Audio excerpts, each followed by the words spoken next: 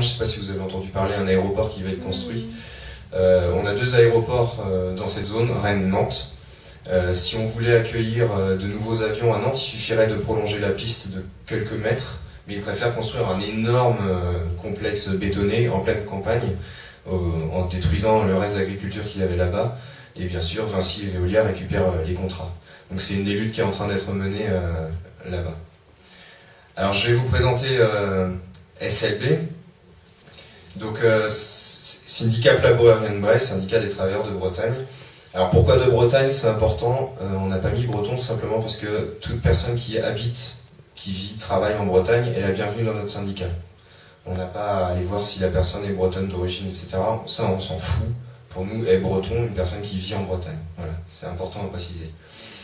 On est un syndicat qui est né il y a 10 ans maintenant, de travailleurs qui étaient en lutte, notamment dans les écoles d'Iran, parce que les conditions de travail sont terribles, et qui en avaient marre que leur syndicat ne fasse rien, notamment la CFDT, ou alors qui n'étaient pas encartés et qui ont décidé de créer un syndicat propre à la Bretagne. Alors, nos 2 objectifs sont la libération sociale des travailleurs de Bretagne et l'autodétermination du peuple breton. On respecte 7 principes pour ça. Nous sommes un syndicat de classe, un syndicat de lutte, un syndicat pour l'autodétermination, un syndicat internationaliste, antifasciste, antisexiste et écologiste. Je pourrais vous détailler pendant des heures ce qu'on entend par là. Je préfère insister sur syndicat de classe et syndicat de lutte. J'ai mis des photos du mouvement des retraites, je ne sais pas si elles sont peut-être déjà passées. Ouais, voilà. Donc, on entend par là le fait que pour nous, on n'est pas un syndicat qui demande aux travailleurs de venir se syndiquer chez eux et qui leur prend la parole et qui va la faire remonter ailleurs. Ce sont les travailleurs qui s'organisent d'eux-mêmes dans le syndicat et nous refusons, par exemple, tout dialogue social. Nous refusons catégoriquement toute négociation avec l'État, etc. sur la question de baisse des acquis sociaux. Et pendant les mouvements des retraites, on l'a bien illustré, puisque pendant que beaucoup de structures allaient défiler avec leurs beaux drapeaux dans le vent, nous on menait autre chose, c'est-à-dire on menait des blocages économiques un peu partout en Bretagne, on faisait fermer boutiques, on bloquait l'économie, etc. pour atteindre le portefeuille des patrons, c'était la seule chose qu'ils comprennent. On est aussi donc un syndicat internationaliste, on le reflète à travers notre engagement dans la plateforme. Donc voilà, je ne sais pas si vous pourrez demander plus de questions poser plus de questions sur notre syndicat, parce que je vois que l'heure tourne. Ah, je suis passé, bien. Bon, je fais la conclusion en couleur. Donc voilà, notre objectif de libération sociale des travailleurs de Bretagne est pour nous ne peut pas être séparé de l'autodétermination du peuple breton. On ne conçoit pas indépendance ou autonomie si on n'a pas en plus les travailleurs au pouvoir. Juste pourquoi on est je peux faire une petite parenthèse.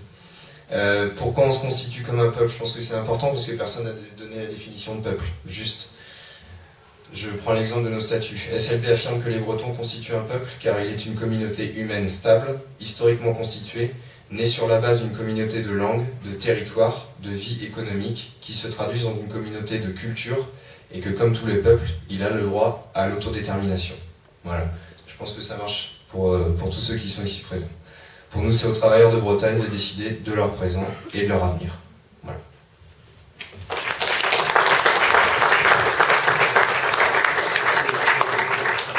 Oui, les Réunionnais vivent dans l'Hexagone, soit 14%, merci, soit 14% des natifs de la Réunion.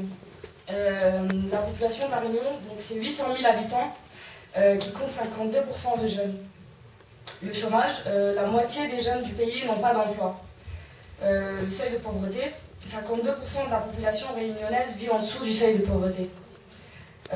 Santé et malaise des Réunionnais, la mortalité est plus importante qu'en France, dans toutes les tranches d'âge, et le sentiment de malaise est profond.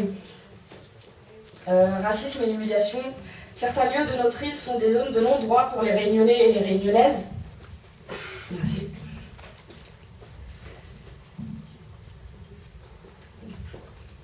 S'ils sont identifiés comme chômeurs, s'ils ont le malheur d'être jeunes et foncés, ils n'ont pas accès à certains endroits.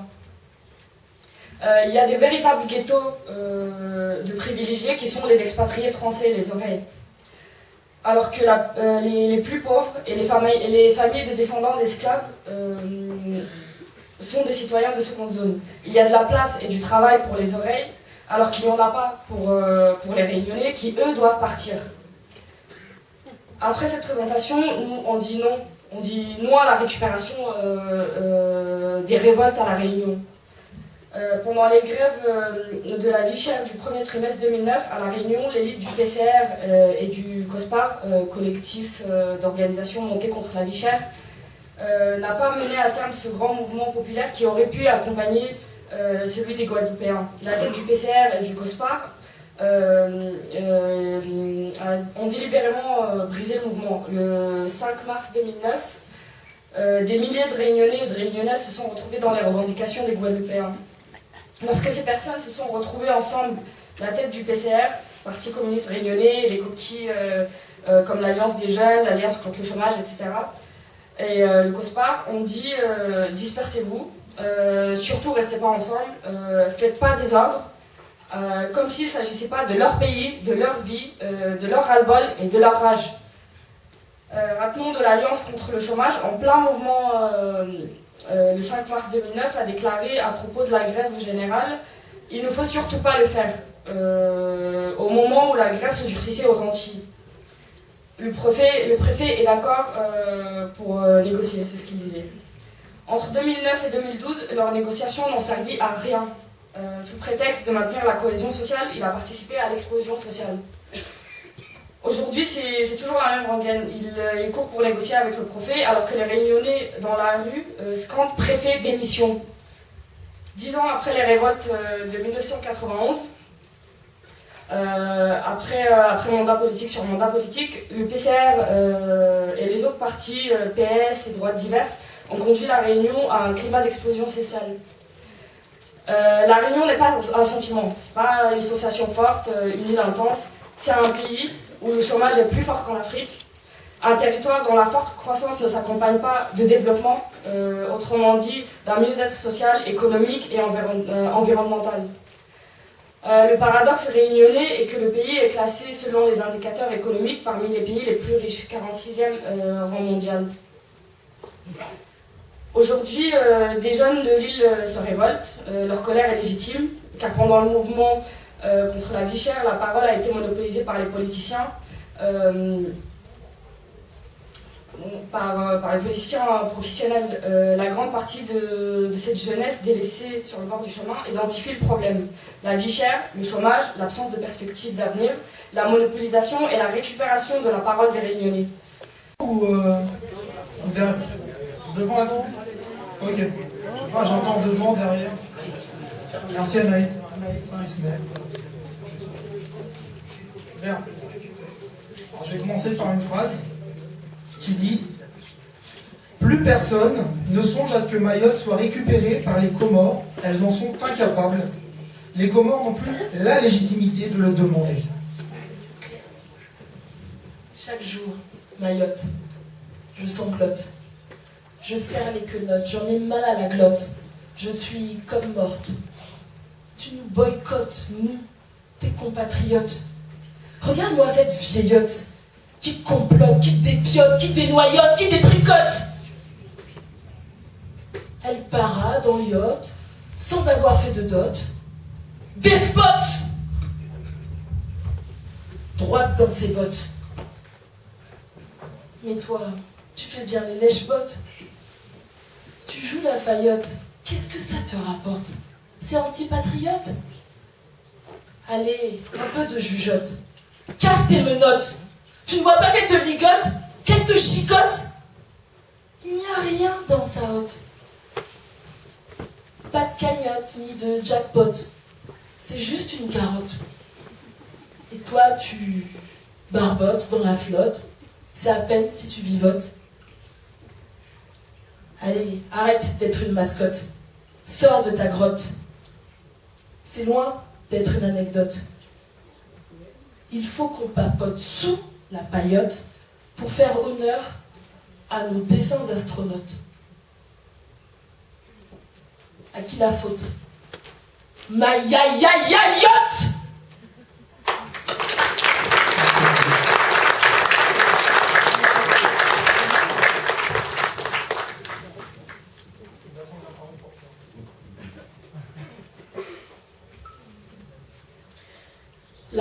revendication des Comores sur Mayotte est tombée en désuétude.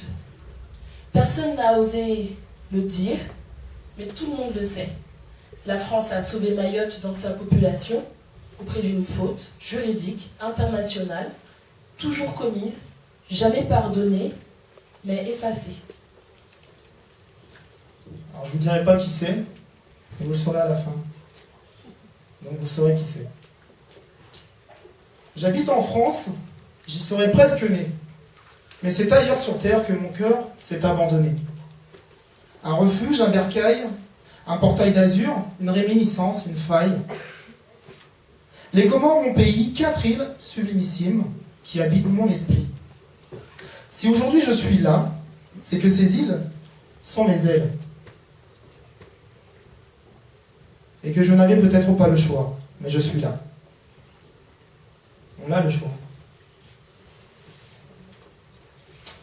Alors, pour elle, je décrocherai la lune, ferai un grand bond, un grand pas d'élan, un bond de géant, pour atterrir sur un morceau de mon croissant, afin de lui susurrer de redevenir pleine lune, de quitter Fissa, ses guêtres de satellites, et d'amorcer sa propre révolution. Car c'est assez d'être éclipsé, c'est assez, pire encore, de se voir spolié, insulté, humilié. Quoi d'autre encore? Faire pitié, violer.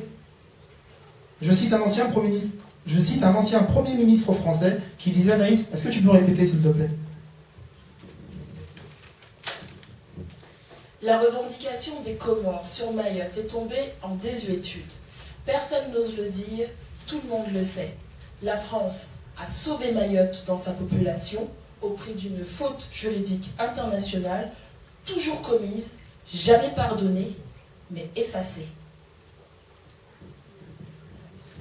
Je suis né aux Comores, j'y ai presque vécu.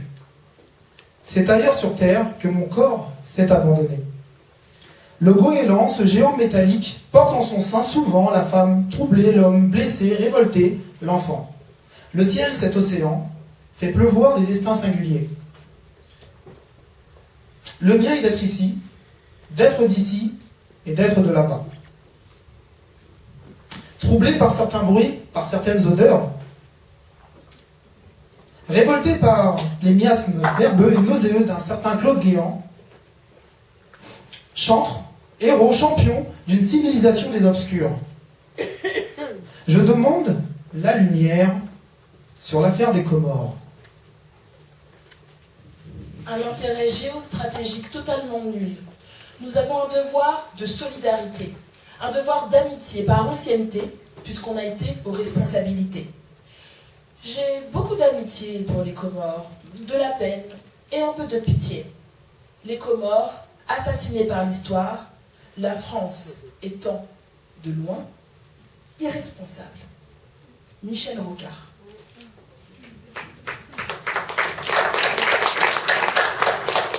Rebelle et belle Comores, ce si petit pays, mais ô combien cher dans nos cœurs.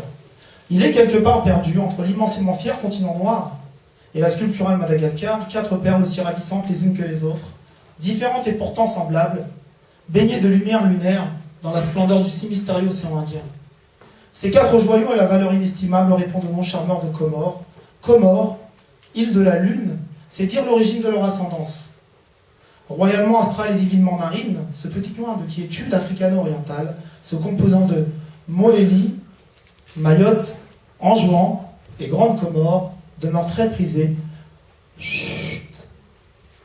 Un petit secret, surtout par les pays amis. Mais je vais taire le nom. Pour finir, une infime mais non moins sincère pensée à mon cœur, ce sultan bafoué, par qui l'on sait l'État français et autres traîtres comoriens ayant vendu leurs frères, sœurs et la terre si chère. Puisse Dieu les pardonner, pas moi. Kodo. Dieu Kamar n'est pas mort. Sa lumière éclaire notre trésor. J'ai très mal Comores cœur. au Comores cœur, Mais à 36 ans d'indépendance, le pays ne peut de nouveau rater le wagon de l'histoire. Alors là, je dis, Anaïs, calme ton cœur. Calme ton cœur. Calme ton cœur. Vas.